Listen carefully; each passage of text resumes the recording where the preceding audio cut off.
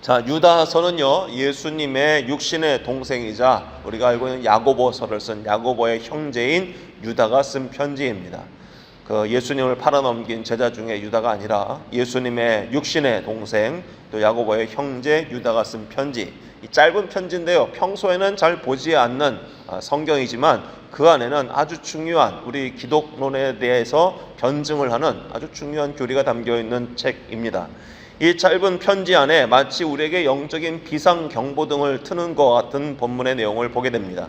당시에도 그랬고 오늘날도 그랬고 교회를 위협하는 그 악한 세력에 대해서 방심하지 말고 대적할 것을 이야기합니다.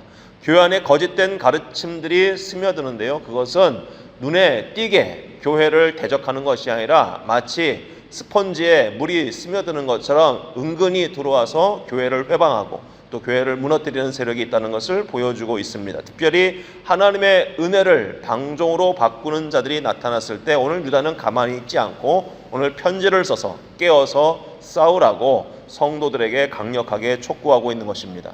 오늘 본문을 통해서 우리가 살고 있는 이 혼탁한 시대 속에서 성도가 지켜야 할 그런 영적인 야성이라고 할까요? 그리고 우리가 지켜내야 할 그 진리에 대한 그 파수꾼의 사명을 오늘 본문에서 보게 됩니다. 오늘 본문의 내용들은 사실 좀 긴 내용이고 이것을 다 살펴보기에는 어려운 내용들도 있습니다. 우리가 묵상을 한다, 또 이 말씀을 통해서 우리가 적용하는 그 적용의 관점에서만 한번 보게 된다면요, 오늘 일단 교회를 위협하는 자들이 어떠한 모습으로 들어오느냐라는 것입니다. 오늘 4절에 가만히 들어왔다 얘기합니다. 가만히 들어올 뿐만이 아니라 이들이 애찬, 당시의 성도들이 예수 그리스도의 성찬, 마지막 성찬을 따라서 애찬하면서 함께 저녁 식사를 나누는 그 자리에도 그들이 함께 있었다는 겁니다. 무슨 얘기냐면 교회를 무너뜨리는 세력이 눈에 도끼눈을 뜨고서 그 교회를 험악하게 와서 무너뜨리는 것이 아니라 친근하게 다가온다는 것입니다. 스며들듯이 찾아와서 같이 애찬을 나눠될 만큼 모든 의심의 장벽을 허물고 성도들과 같이 별 큰 탈 없이 그들과 섞여 있을 수 있다는 겁니다. 이들은 외부에 있는 핍박자들이 아니라 교회 내부에 침투해서 성도인 척하는 거짓 교사들이었죠. 자, 이들이 말하고 있는 이 거짓 교리는 무엇이었냐면 하나님의 은혜를 도리어 방탕한 것으로 바꾸는 것이었다. 오늘 유다는 이야기하고 있습니다. 이게 무엇일까 잘 생각해 보면요, 하나님의 은혜라는 것은 거저 값없이 주어진 것입니다. 우리가 뭔가 도덕적으로 노력을 내서 얻게 된 거룩함, 칭의, 의로움이 아니라 하나님께서 그리스도 예수를 믿는 자들마다 허락하시는 의로움, 이 은혜의 교리인데 이 은혜를 거저 받았다 보니 사람들이 이것에 대해서 남용하는 일들이 더 늘어났다는 것입니다. 구원 받았으니까 이제 이렇게 살아도 저렇게 살아도 상관없다, 한 번 구원은 영원한 구원이다 하면서 자신들의 삶을 그렇게 음탕한 일에 또 죄에 방관하는 삶을 살도록 살아도 되는 것처럼 정당화하며 가르치는 거짓 교사들이 있었다는 것입니다. 하나님이 사랑이시니 하나님이 그 놀라운 사랑을 갖고 계시는데 그 안에서 택함 받은 자들을 하나님께서 어떻게 정죄하고 하나님께서 내쫓으시겠냐, 죄를 지어도 괜찮다는 식으로 가르쳤던 거죠. 자, 이와 같은 이야기를 할 때 사람들의 마음이 현혹될 수밖에 없는 것 아니겠습니까? 우리의 몸은요, 우리의 삶은 죄에도 쉽게 적응하기 나름입니다. 이게 언어를 배울 때도요, 처음 새로운 언어를 배울 때 제일 먼저 배우는 말이 욕이라고 하잖아요.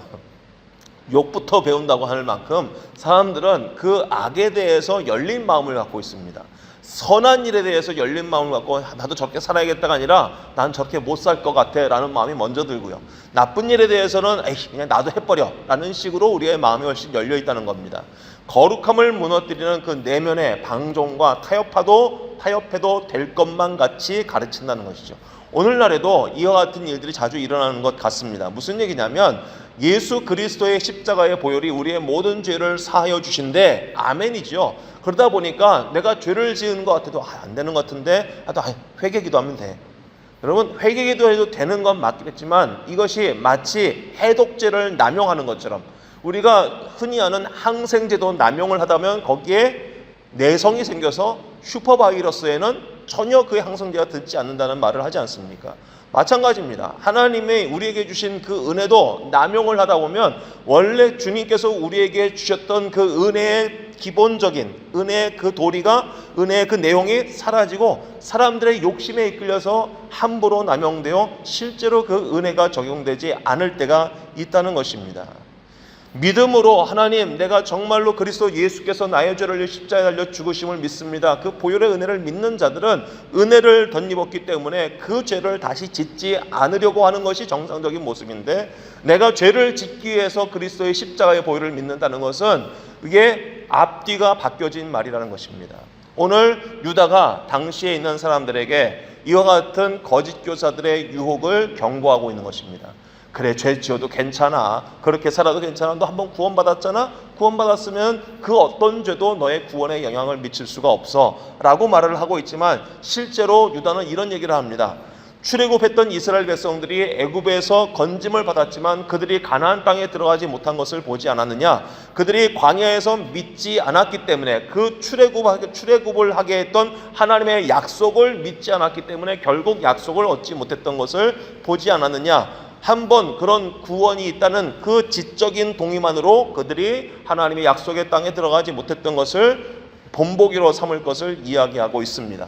타락한 천사들의 예도 그렇고요, 소돔과 고모라의 예도 그렇고요, 다 무엇일까요?